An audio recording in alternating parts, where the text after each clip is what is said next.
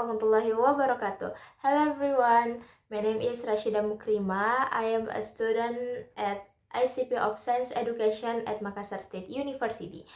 In this video, I will read a text and I will answer the question in this text. And this video was made to complete the ESM Fundamental Physics assignment. Let's listen. I read this text. It was raining heavily when Ayu was driving her scooter back home from school. As she approached an intersection, she saw the traffic light turn yellow. She applied the brakes immediately, but due to the wet road, it took longer than usual for the scooter to come to a complete stop. Fortunately, she stopped just in time before the pedestrian crossing. After the incident, Ayu began wondering what made it harder to stop when it rained. She discussed this with her physics teacher, who told her it was related to the force acting on the scooter, particularly friction and Newton's law of motion. And the question is, based on, explain why the scooter took longer to stop in the rain. 2. Reflecting on this incident, what safety precautions should drivers take when driving in rainy condition based on your understanding of the...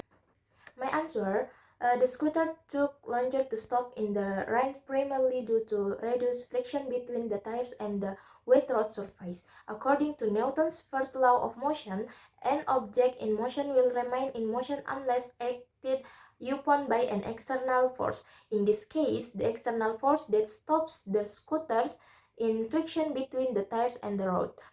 Friction provides the necessary force that declared the scooter when brakes and are applied on a dry road. The frictional force is high because of the greater contact and grip between the rubber tires and the surface. However, when the road is wet, a thin layer of water reduces the contact and grip, decreasing the frictional force. This means that more time and distance are required for the same braking force to bring the scooter to a stop. Additionally, Newton's second law of motion explained that the declaration negative acceleration of the scooter depends on the net force acting on it. In the friction force is reduced, the declaration is less, and therefore it takes longer to stop. The answer of the next question is based on dynamics and the principles of motion. Drivers should take the following safety precautions when driving in rainy condition. Reduce speed. Lower speed means less momentum and it takes less force and distance to stop. This minimizes the risk of skidding. Next, increase following distance. Wet roads increase stopping distance, so keeping more distance from the vehicle in front gives more time to brake and brake safety. Brake gently. Shouldn't braking on a wet surface can cause skidding due to low friction. Apply brakes gently and gradually to maintain control. Ensure tires are in good condition. Worn out tires have reduced tread and are more prone to hydroplaning. Good tires help maintain better friction even on wet roads. Stay alert.